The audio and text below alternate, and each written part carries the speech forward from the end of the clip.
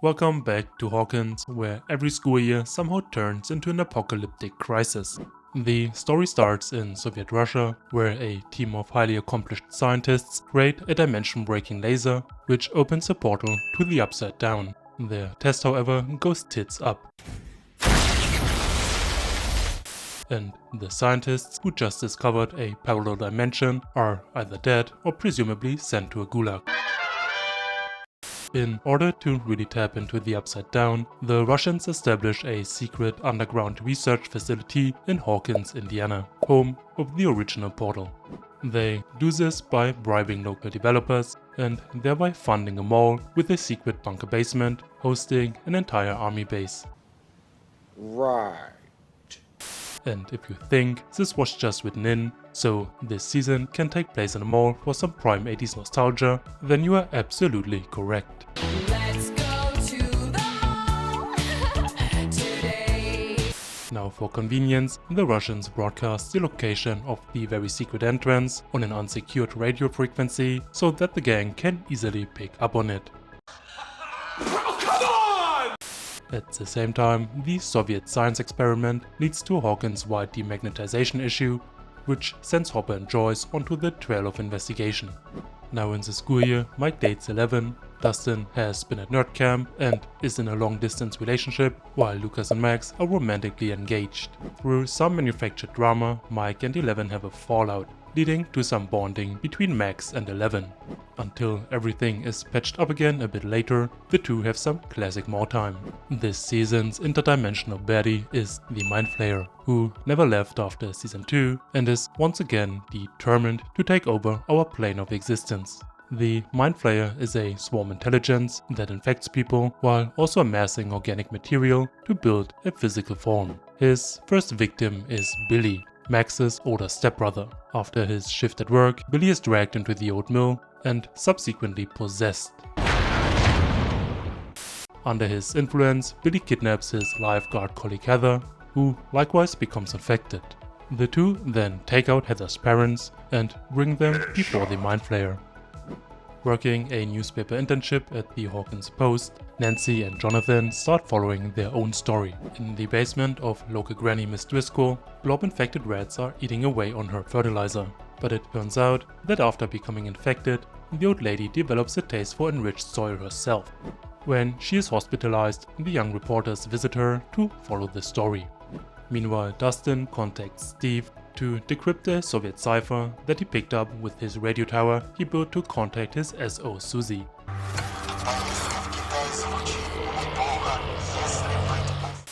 To decrypt the message, Dustin and Steve enlist Steve's cool co-worker Robin, and after some Russian language lessons, the trio finds the secret entrance.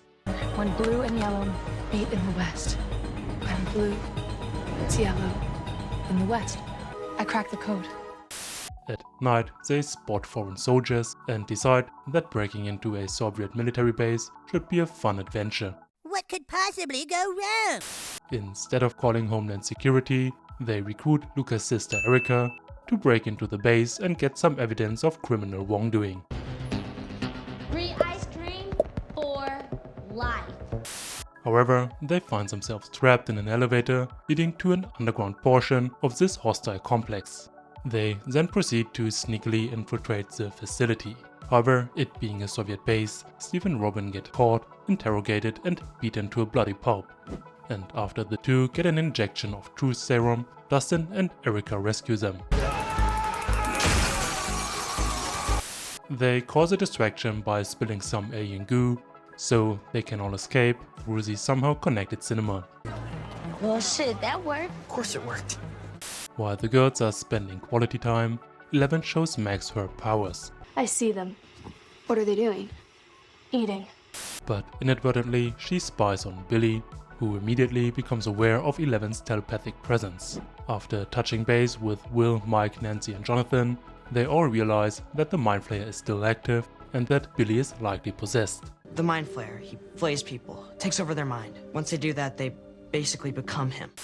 To test their theory, the crew traps Billy in a sauna to confirm that he's indeed taken over by the heat-sensitive parasite. And indeed, Billy is a mindless minion.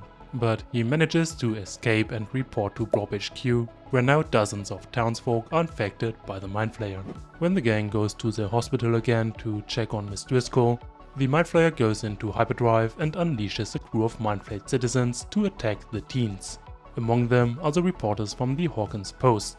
But no worries, they were all pricks anyway. You think you can follow the clues and solve the case of the missing condiment, Nancy Drew? At some point, the possessed just explode and turn into goo to form a large monster, but 11 kicks his ass and the kids can safely escape. In order to find Mind Flayer HQ, 11 stalks Billy in the Shadow Realm, but Billy reveals that the Mind Flayer is hunting her out of revenge and because she can still mess up his plans. You shouldn't have looked for me, because now I see you. Due to their little chat, the Mind Flayer can now pinpoint 11's location. When the Mind Flayer attacks the kids, he injures 11 with a parasite, causing her to slowly lose her powers. Uh-oh. It's not good. In yet another side story, Hopper and Joyce team up to investigate the magnet issue. And while breaking into the Hawkins lab for about the 5th time now, they are ambushed by a Russian soldier. Following their lead, Hopper forces Major Klein to reveal that the Soviets erected the mall as a front and are buying up additional property. When Hopper breaks into one of those properties, he's ambushed yet again, but manages to capture one of the Soviet scientists, the juvenile Alexei. Not speaking Russian, they bring Alexei to Murray, who appeases him with the spoils of capitalism, mainly cartoons, fast food and slushies. Alexei then defects and spills the tea on what the Soviets are doing. Этот портал уже однажды Hawkins, открывался. this door had been opened once. Барьер, как бы это сказать, заживает. It was still healing. In response, Hopper calls a secret number he got from Dr. Owens of last season. This informs the government and scrambles the military back to Hawkins. Fearing the kids in danger, the adults return to Hawkins, which now is hosting its 4th of July county fair. Because Joyce somehow thinks that the kids are at the fair, they search for them here. However, they are trailed by a Russian agent who promptly kills the defector Alexei. This is very sad.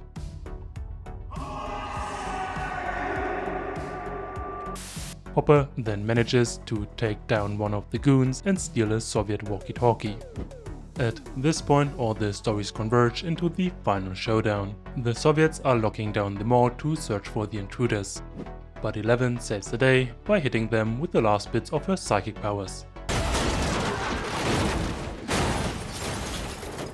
And although she removes the Mind Flayer's parasite, she's all out of psychic juice. The adults show up and are planning to infiltrate the base and blow up the portal gun, which they do with the help of Dustin's intimate knowledge of the base. A few minutes later.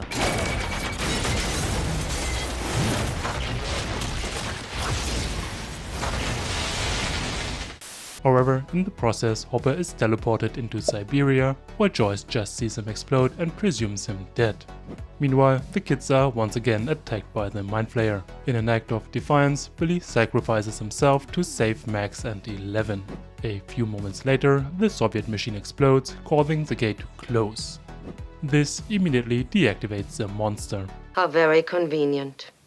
In the aftermath, the mayor is arrested for corruption, dozens of people have been sacrificed and turned into goo, and the town has witnessed a military invasion and perhaps even a 3-story tall monster. This was, however, pre-internet, so the official narrative just states fire at mall, many dead. Using her common sense, Joyce relocates her family and 11 away from the portal to hell and moves to California. Thanks for watching and see you next time.